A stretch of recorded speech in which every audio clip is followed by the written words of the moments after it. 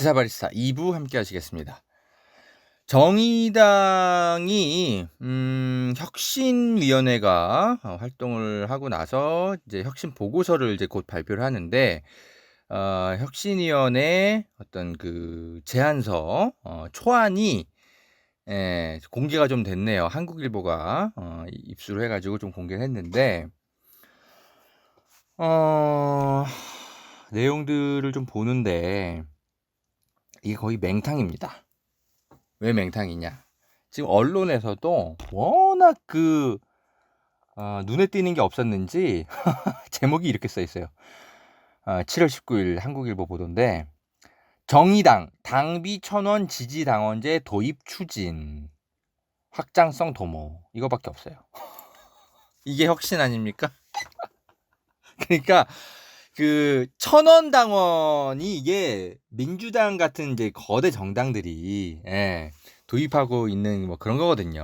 그러니까 무슨 뭐 어떤 권리를 행사하는 건 별로 없고 그냥 지지하는 그냥 차원에서 그냥 1,000원 당원 같은 거 하고 있는 정당들이 있거든요. 민주당은. 그런데 이 진보 정당들은 워낙 이제 결속력도 강하고 이제 지지하는 사람들의 충성도가 높으니까 당비가 아마 최소 5,000원인가 아마 그랬을 겁니다. 5,000원 또는 10,000원. 네. 그런데 지금 너무 그 당원들이 이제 최근에 막 탈당하고 막 이러니까 약간 그 재정 문제라든지 뭐 이런 것들에 지금 타격이 지금 오고 있으니까 한 2, 3천 명 나간 것 같아요. 최근 한 달 사이에 이 유호정 장혜영 의원이 이제 박원순 시장 조문 안 가겠다 뭐 여러 가지 막 그런 것 때문에 그래서 지금 그 당원 수가 급격히 줄어가지고 지금 당비 지금 수거가 잘 안 되고 있나 봐요. 그래가지고 대책으로 내놨는데 아니 이거는 그냥 뭐 정의당의 재정 건전성이나 뭐 이런 거에 대한 대책이지 이게 무슨 혁신 아닙니까? 그냥 어디 용역회사의 재정 컨설팅 같은 거 보고서 받아가지고 혁신안에다 끼워놓은 겁니까? 뭡니까? 이게 무슨 혁신 아니에요? 그래서 한국일보 이 기자도 혁신안을 입수는 했는데 워낙 뭐 혁신의 내용으로 볼만한 눈에 띄는 게 없으니까 그냥 요거를 제목으로 뽑아갖고 보도를 했더라고요. 1,000원 지지당원제 도입한다. 정의당이. 제가 볼 땐 이거 무슨 어디 뭐 용역 컨설팅 회사 같은 거에다가 정의당이 앞으로 재정 문제를 해결하려면 어떻게 해야 되냐. 뭐 요런 거 맡기어가지고 결과 나온 것 같아요. 예. 여러분은 어떻게 생각 드십니까? 그거 말고 지금 또 하나 눈에 띄는 게, 지금 부대표 확장 체제 제안, 뭐 이런 것들을 이제 혁신위가 한다 그러는데, 당 대표에게 집중된 의사 결정 구조를 이제 바꿔야 된다. 이러면서, 부대표 확장 체제, 5명에서 7명까지 늘려야 된다. 요런 제안을 한다고 하네요. 지금은, 3명인가 봐요. 네. 정의당이 말이죠. 왜 이런 수준의 혁신안이 나오는 거냐면 지금 왜 국민들이 정의당을 상대로 이렇게 비판 여론이 높은지를 제대로 지금 문제 원인을 짚지 못하고 있어서 그래요. 제가 볼 땐 혁신위원들이 혁신 대상인데요. 아니 지금 정의당의 지금 대표를 맡고 있는 사람들 자체가 문제인데 뭐 대표진 늘려가지고 뭐합니까? 어차피 똑같은 사람들. 에? 지금 정의당이 제일 반성해야 되는 게 뭔지 아십니까 여러분? 제가 계속 방송에서 말씀드린 게 있잖아요. 뭐냐? 너무 성급하게 판단하는 거. 어떤 사안에 대해서. 지금 조국 펀드. 지금 조범동 판결문만 봐도 조국 펀드는 실체도 없고 아무것도 없어요. 근데 지금 정의당 혁신위원들이 지금까지 뭐라고 얘기해 왔습니까? 에? 먼저 국민에게 좀 미안해하다는 입장이라도 먼저 돼야 되는 거 아닙니까? 그거는 쏙 빼고 자기들 얘기는 쏙 빼고 외부 핑계만 대고 있어요. 거대 양당의 횡포 때문에 정의당이 자리를 못 잡고 있다고. 당연히 그런 것도 있긴 있었겠죠.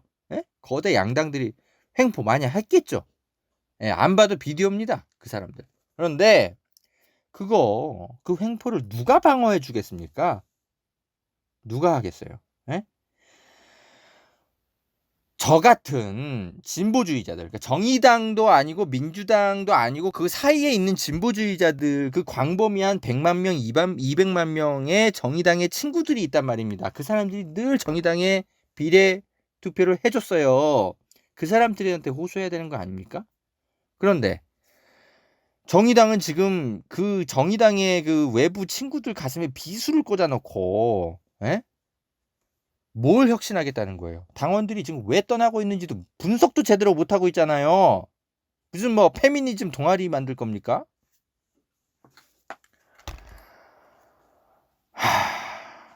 제가 지금 생각하는 그 정의당의 그 위기가 자꾸 반복되는 이유라고 생각하는 게 뭐냐면, 정당 민주주의잖아요. 에? 우리 지금 정의당이 채택하고 있는 거. 그런데 이 당원들의 아래로부터의 의사를 묻지 않고 국회의원들이 개별 행동을 너무 많이 해요. 에? 최근에 보세요. 장혜영, 유호정 이분들 지금 뭐 자기들의 입장은 페이북에다가 국회의원 명의로 많이 내는데 당원들의 의사를 먼저 사전에 확인하질 않아요. 예. 아래로부터의 민주주의가 제대로 작동을 안 하고 있단 말이죠. 지금 그 정의당 내에서는요, 당원들의 의사를 묻지 않아도 국회의원이 그냥 발표해도 되는 어떤 정의당에 이미 확고되어 있는 정체성과 관련한 문제들이 있어요. 차별금지법 뭐 이런 문제라든지 그런 것들. 이런 거는 당원들의 의사를 안 물어봐도 되죠. 이미 다 확인이 돼 있으니까. 그런데 다른 이제 그 갑자기 튀어나온 개별 사안들 있잖아요. 굉장히 민감한 것들. 조국 장관 임명 찬성하는 문제라든지, 예? 박원순 시장 사건에 대한 어떤 태도 문제라든지, 뭐 윤미향 대표에 대한 어떤 문제라든지, 이게 다 지금 정의당의 문제라기보단 지금 집권 여당에 대해서 정의당이 어떤 스탠스를 취할 것인가에 대한 문제인 거잖아요. 예? 이런 것들은 개별 사안들은 갑자기 튀어나오니까 정의당이 창당 때부터 입장을 정리해온 어떤 사회적 논란이 아니기 때문에 이런 거는 개별적으로 당원들의 의사를 신중하게 물어본 다음에, 에? 그런 다음에 국회의원이 입장을 정리해서 민의를 대변해가지고 국회에서 뭐 입법을 하든지 뭐 국정조사를 하든지 추진을 해야 될 거 아니에요. 그런데 지금 유호정 장혜영 의원은 당원들의 의사를 확인도 하지 않고 자기들이 입장문부터 먼저 내요. 페북에다가 국회의원 명의로. 그러니까 우스운 일이 자꾸 벌어지는 거죠. 아니, 이 사람들은 좀 당원들 앞에서 겸손하지를 않아요. 그러니까 자꾸 이렇게 문제가 터지는 거예요. 정당 민주주의인데. 이런 그 아래로부터의 민주주의가 작동 잘 안 하는 곳이 민주당이죠. 예, 미래통합당은 뭐 말할 것도 없고, 예? 민주당, 예? 지금 뭐 특히 뭐 그 뭐야 그 금태섭 의원 같은 경우, 예? 검찰 문제 뭐 여러 가지 해결하는 데 있어서 당원들의 의사를 확인하지 않고 자기 멋대로 입장 발표하잖아요. 조응천 의원이나 이런 사람들. 그러니까 자꾸 문제가 되는 거 아니에요. 근데 민주당은 원래부터 아래로부터 민주주의가 별로 고민 없는 사람들이 많이 모여 있으니까 맨날 이런 오류들이 반복된다고 쳐요. 정의당은 왜 그러냐고. 20년간 그 아래로부터의 민주주의, 정당 민주주의를 정착시키기 위해서 만든 게 이 진보정당 20년인데 이거를 왜 지금 장혜영, 유호정 의원이 자꾸 뒤흔드냐고요. 에? 이런 거에 대해서 자기들 내부 자성이나 비판 없이 혁신안을 이분이 혁신위원장이에요. 그러니까 이런 혁신안 같은 게 나오는 거죠. 당비 1,000원으로 내리겠다. 이게 무슨 혁신안입니까? 그냥 경영 컨설팅이지. 그나마 민주당은 최근에 뭐 당원들이 막 반발하면 지도부가 깜짝 놀라는 척이라도 해요. 예를 들면 임미리 교수 같은 거 막 고발하려고 했을 때 당 사무총장이, 예? 난리가 나니까 막 이런 걸 철회하기라도 하죠. 예? 금태섭 좀 돌출 발언, 예? 하니까 당원들이 난리가 나니까 그나마 이 사람은 징계위원회에 회부가 돼가지고 경징계라도 받아요. 정의당은 지금 그런 거라도 있습니까? 예? 장혜영, 유호정 의원 징계위에 누가 회부라도 합니까? 그냥 자기들 비판, 지도부 비판하면 다 진영주의래. 진영주의가 무슨 뭐 수구 세력들이 맨날 그 자기들 그 기득권 확보하기 위해서 핑계처럼 활용하는 국가보안법. 이런 것처럼 진영주의 논리를 계속 활용하고 있어요. 정의당 지도부들이. 저는 그렇게 분석합니다. 원인은 내부에 있는데 외부에서만 자꾸 차지를 한다니까요. 거대 양당 때문에 핍박받는 거라고. 저는요, 정의당 그 혁신위원회에서 최소한 뭘 제안했어야 한다고 생각하냐면, 우리 정의당 지도부가 현재 제기를 가고 있는지 당원들에게 재신임 여부를 묻겠다. 에? 그래서 당원들이 한 번 더 우리를 재신임 해주면 그러면 우리는 밀고 나가겠다. 요런 혁신안 정도는 당원들에게 제시했어야 된다라는 생각이 들어요. 이게 정말 최소한인데 그거조차 없어요. 당비 1,000원. 아이고 참. 그거 받자고 지금 그렇게 혁신안 몇 개월 동안 한 겁니까? 당비 1,000원으로 안 내려가지고 진보정당이 국회의원 선거 때 이렇게 망한 거예요?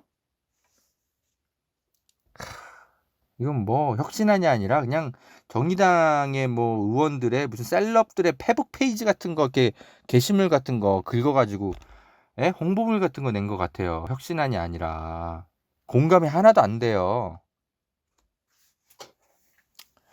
여러분, 저는요, 이 정의당에 대한 기본적인 애착이 굉장히 많았던 지식인이라, 진보정당 저는 이제 진보 지식인이라고 볼 수 있죠. 저는 뭐 사회주의자에 가깝기 때문에.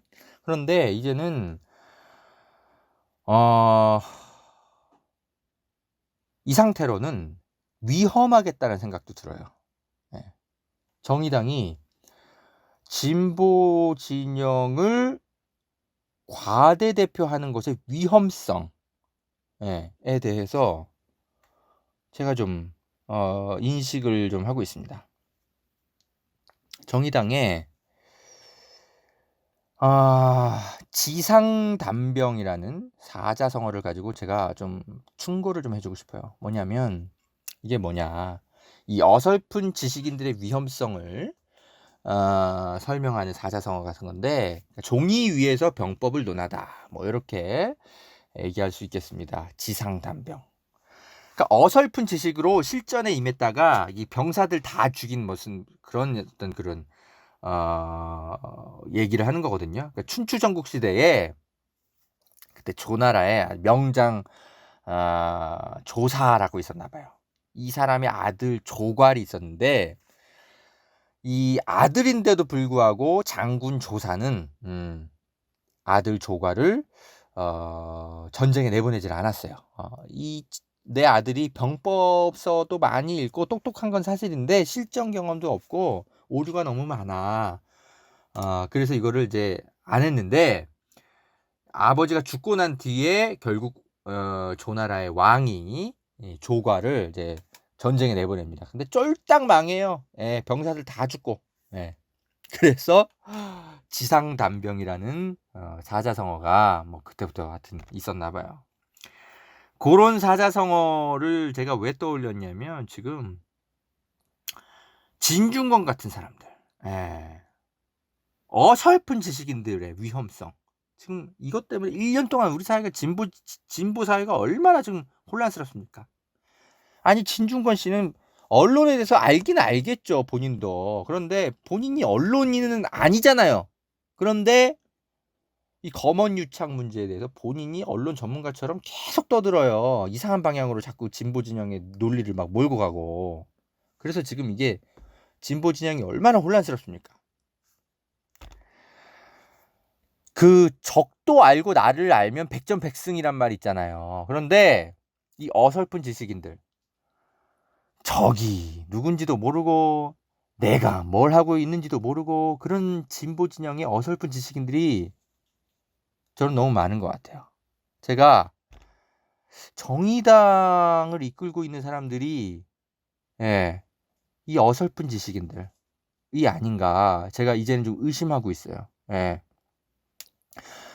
정의당의 혁신위원들이 여러분 논평 같은 거 낼 때 최근 몇 개월간에 수구 세력이란 단어, 이런 용어 쓰는 거 본 적 있으세요? 없죠? 그러니까 지금 적에 우리 그 민주주의를 위협하는 적에 대한 설정부터가 지금 문제가 있는 것 같아요. 예. 분석이 없어. 그러니까 적을 알아야 백전백승인데 적이 누군지를 모른다니깐요. 그러니까 본인이 뭘 하고 있는 것도 모르지. 무슨 논평 이상한 걸 내는데도 검찰이 흘리는 선택적 정보들에 의해서 어떻게 진보 진영이 이용당하는지도 모르고 그저 조국 비판만. 지금 조국 펀드 실체도 없는데.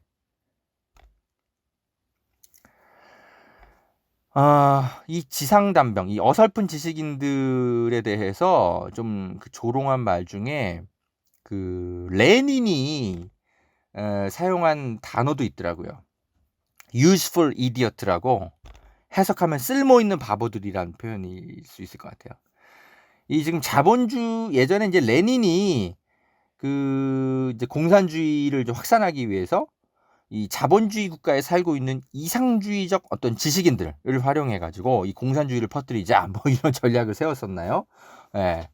요렇게 좀 알려지고 있네요. 그러면서 사용했던 말들이 이 useful idiot라는 어떤 표현이 있었나 봐요. 그런데 이런 전략을 지금 수구 세력이 오히려 더 지금은 잘 활용하고 있는 것 같아요. 예. 이 진보 진영 안에 있는 이 쓸모 있는 바보들. 예. 특히 이상주의적 지식인들. 예. 현실 감각은 떨어지는데 아는 건 제법 있어. 그래서 이상주의를 가지고 있는 쓸모 있는 바보 지식인들을 잘 활용해서 이 수구 세력들이 이 진보 진영 내부를 분열시키는 전략들 굉장히 잘 활용하고 있는 것 같은데 안타깝게도 이 정의당에서 그 좀 지도부를 형성하고 있는 진보 바보들이 계신 것 같아요. 그렇지 않고서야 정의당에 이런 혁신안이 나올 수가 없습니다. 정의당뿐만이 아니죠. 진보 언론에도 그 젊은 기자들, 특히 검찰 빠꼬미들, 이런 분들도 쓸모 있는 바보들이라고 볼 수 있어요. 수구 세력이 이용하기 좋은. 그리고 지금 뭐 김재련 변호사 같은 분들, 정의기억연대 윤미향 검증하겠다고 나선 이용수 어른 주변에 있는 시민활동가들, 이런 분들, 학계에서는 진중권 교수 같은 분들, 이런 분들이 이 쓸모있는 바보들입니다. 수구 세력이 딱 이용하기 좋은. 그래서 지금 진보 진영이 굉장히 혼란스럽잖아요. 이 바보들 때문에. 저는 이제 그런 생각이 듭니다. 정의당의 애정을 가지고 제가 비판을 해왔는데 잠깐 이거 보니까 애정을 갖고 비판할 게 아니라 정의당은 지금 검증해야 되는 거 아니야? 제가 요즘 그런 생각이 듭니다. 진보 진영에서 정의당이 너무 과대대표되고 있는 건 아닌가. 진보 진영의 대표로서 자격이 있는지 검증해야 되는 거 아니냐. 어부질이 진보 대표된 거 아니냐. 저는 이런 생각이 드는 거예요. 왜냐하면 여러분 박근혜 정부 때 소위 말해서 그 민족주의 좌파라고 할까요? 그 NL 세력들이 말살됐잖아요. 그죠? 그래서 이 진보 진영 내에 이런 그 외부 요인이 없었다면 지금 그 정의당의 주류를 형성하고 있는 분들이 과연 본인들의 실력으로 진보의 대표가 될 수 있었을까? 저는 이제 좀 회의적인 생각이 듭니다. 어부지리로 그분들이 진보의 대표가 된 것 같아요. 예를 들면 이런 거예요. 반에서 그 1등부터 5등까지 하던 애들이 무슨 정보를 들었는지 다 갑자기 해외로 유학을 가버려. 그래가지고 한 6등, 7등 정도 하던 애가 뭐 공부를 아직 못하는 건 아닌데 어쩔 수 없이 갑자기 반 대표가 된 거예요. 그래서 막 반을 이상한 데로 막 끌고 가. 저는 그런 생각이 드는데요. 지금 진보 진영에 진짜 실력 있는 사람들이 다 정의당을 떠난 것 같아요. 정의당이 이 정도로 실력 없는지 몰랐어요. 저도.